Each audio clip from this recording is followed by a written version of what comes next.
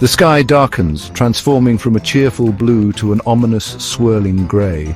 The wind, once a gentle caress, now howls like a beast, whipping palm trees into a frenzy. The ocean, typically a source of tranquility, churns and rages, its surface a chaotic dance of whitecaps and spray. This, my friends, is the raw, untamed power of a tropical storm, a force of nature capable of inspiring both awe and terror.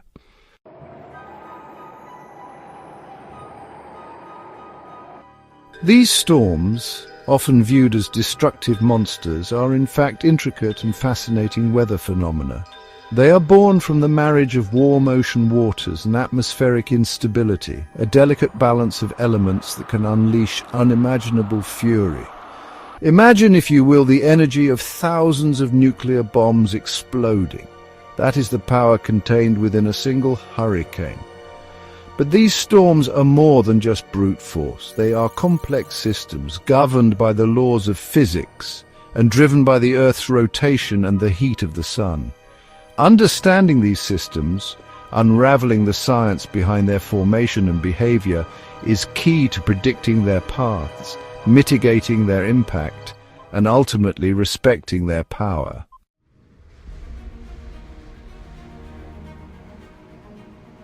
Our planet, a magnificent blue marble spinning through the vastness of space, is covered in water, more water than land. And it is within the warm tropical waters that cradle the equator, where these meteorological marvels are born. Picture, if you will, the sun's rays beating down on the ocean's surface, transforming it into a giant solar panel, absorbing vast amounts of heat. As the ocean surface warms, it generously shares this heat with the air above it, creating a humid, steamy blanket of atmosphere. This warm, moist air, lighter than its cooler counterparts, begins to rise, leaving behind an area of lower atmospheric pressure. This area of low pressure acts as a vacuum cleaner, drawing in surrounding air to replace the rising warmth. This continuous cycle of rising warm air and inflowing cooler air creates a swirling vortex, a dance of atmospheric forces that sets the stage for a tropical storm's grand entrance. This warm water acts as the storm's fuel, providing the energy it needs to grow and strengthen.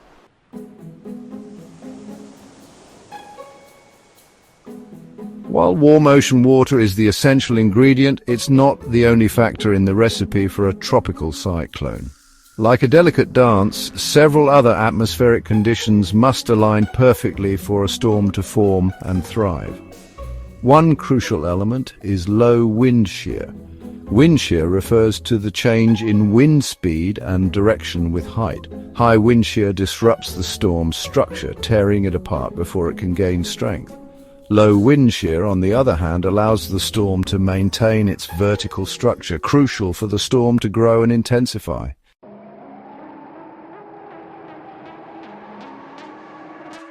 Igniting the engine, the role of heat and moisture. As the warm, moist air continues to rise, it cools and condenses, forming towering thunderclouds that reach high into the atmosphere. This condensation process releases even more heat, like adding fuel to a fire, further powering the storm's engine. This continuous cycle of rising air, cooling, condensation, and heat release creates a powerful feedback loop, driving the storm's intensification. The more moisture in the air, the more fuel the storm has to work with. This is why tropical storms that form over particularly warm and humid regions tend to be the most intense.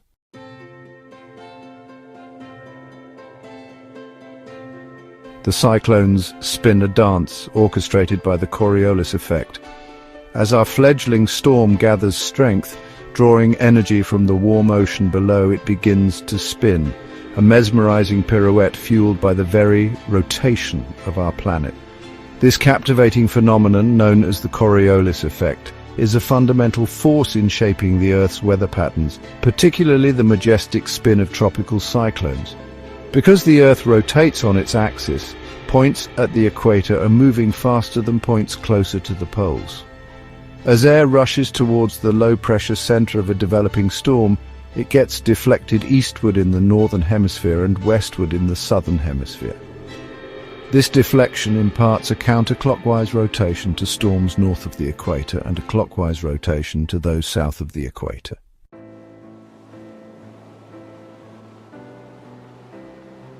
A symphony of fury from tropical depression to hurricane's howl. The life cycle of a tropical cyclone is a symphony of intensifying fury, a gradual crescendo from a mere whisper of wind and rain to a deafening roar that can shake the very foundations of coastal communities. It all begins with a tropical disturbance, a disorganized cluster of thunderstorms. As the disturbance gathers strength, fueled by the ocean's heat and moisture, it graduates to the rank of a tropical depression, a swirling vortex of clouds and rain with wind speeds of up to 38 miles per hour. If conditions remain favorable, ample warm water, low wind shear and a steady supply of moisture, the tropical depression continues to intensify. When wind speeds reach 39 miles per hour, the storm earns a new title, tropical storm. When wind speeds surpass 74 miles per hour, the storm reaches its peak intensity, transforming into a hurricane, a raging tempest capable of unleashing unimaginable destruction.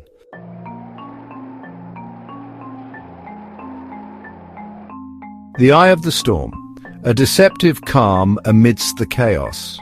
At the heart of every hurricane lies a paradox, a place of eerie tranquility nestled within a maelstrom of wind and rain. This is the eye of the storm, a circular region of relatively calm winds, clear skies and even sunshine, a surreal oasis amidst the surrounding chaos. The eye, typically 20 to 40 miles in diameter, forms as a result of sinking air. While the eye may seem like a welcome respite from the storm's fury, it's a deceptive calm.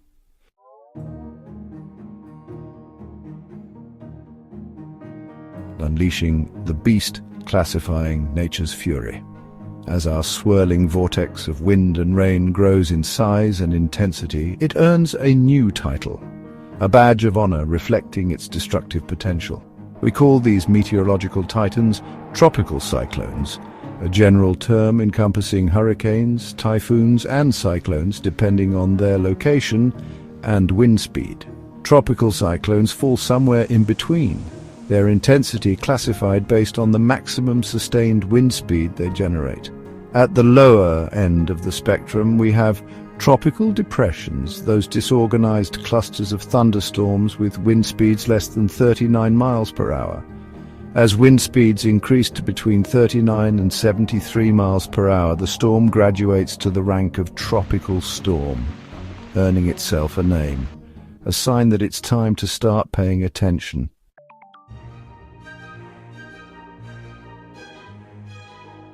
The Saffir-Simpson scale measuring a hurricane's might. When a tropical cyclone's wind speeds cross the threshold of 74 miles per hour, it enters the realm of hurricanes, those formidable forces of nature capable of unleashing catastrophic damage. To differentiate between these swirling behemoths, meteorologists use the Saffir-Simpson Hurricane Wind Scale, a 5-category system based on a hurricane's maximum sustained wind speed.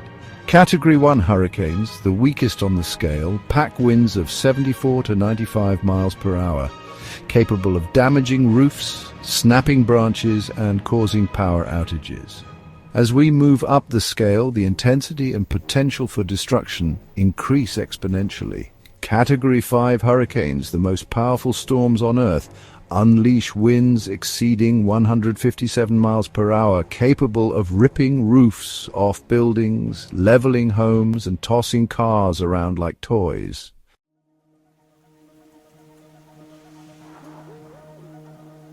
A global phenomenon, typhoons, cyclones and the winds of change.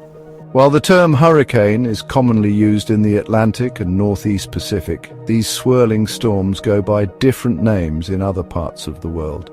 In the Northwest Pacific, they are known as typhoons, while in the South Pacific and Indian Ocean, they're simply called cyclones. Imagine a global map dotted with these swirling storms, each bearing a different name but sharing the same destructive potential. Regardless of their name or location, these storms are a testament to the power of nature, a reminder that we are but visitors in a world shaped by forces far greater than ourselves. And as our climate changes, these storms are becoming more frequent, more intense, and more unpredictable.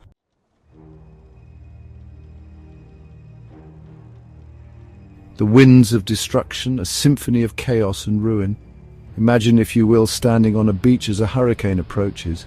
The wind, once a gentle caress, now whips at your face, a relentless assault that stings your skin and drowns out all other sounds. Palm trees, once swaying gracefully in the breeze, now bow low to the ground, their fronds ripped away by the sheer force of the gale. As the storm makes landfall, its winds, now a raging torrent, become invisible wrecking balls, smashing windows, tearing roofs off buildings and sending debris hurtling through the air at deadly speeds. Cars become projectiles, tossed aside like children's toys. Power lines snap and fall, plunging entire cities into darkness.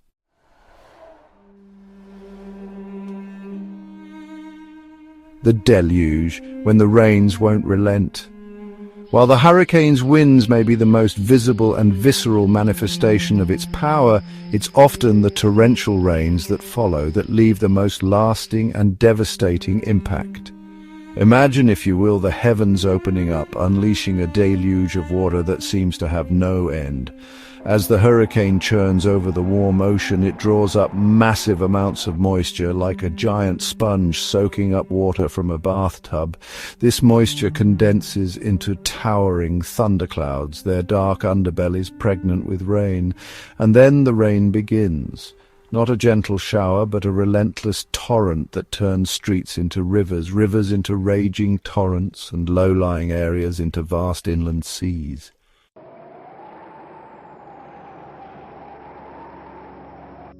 The storm surge, an ocean's wrath unleashed.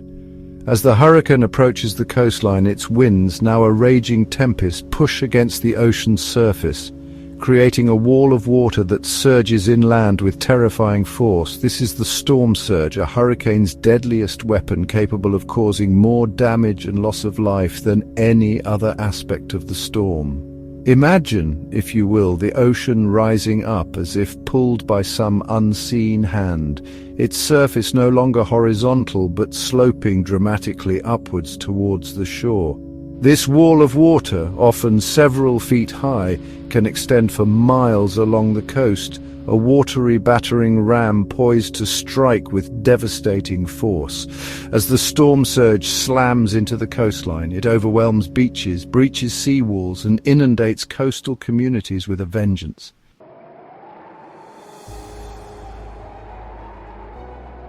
Eyes in the sky, forecasting the fury. For centuries, tropical cyclones struck unpredictably, leaving coastal communities at nature's mercy. Today, scientists use cutting-edge technology to track these storms with remarkable accuracy. Imagine a network of eyes in the sky, constantly monitoring the Earth's atmosphere.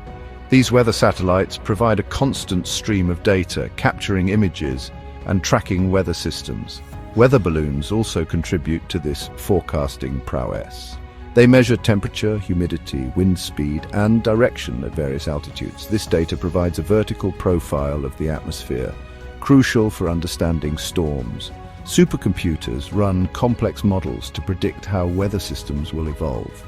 These models allow meteorologists to forecast hurricane tracks and intensity with remarkable accuracy.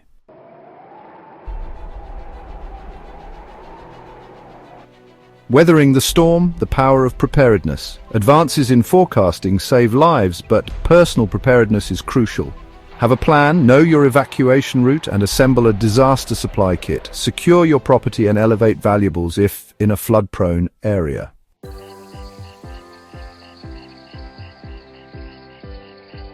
The resilience of nature, a time for renewal. After a hurricane, the landscape is scarred and battered, filled with debris. The air hangs thick with salt spray and a sense of loss.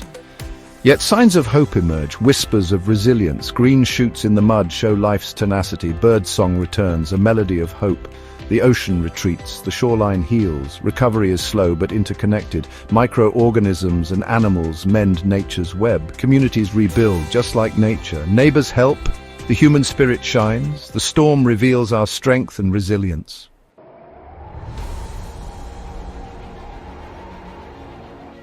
Respecting nature's power, protecting our future. Tropical cyclones remind us of nature's power. Climate change, driven by human activities, fuels these storms. The storms are more intense and frequent, threatening coastal communities. We must reduce our carbon footprint and support climate policies. Adaptation is key. Resilient infrastructure, stronger building codes, and early warning systems. Understanding and respecting these forces helps us build a sustainable future.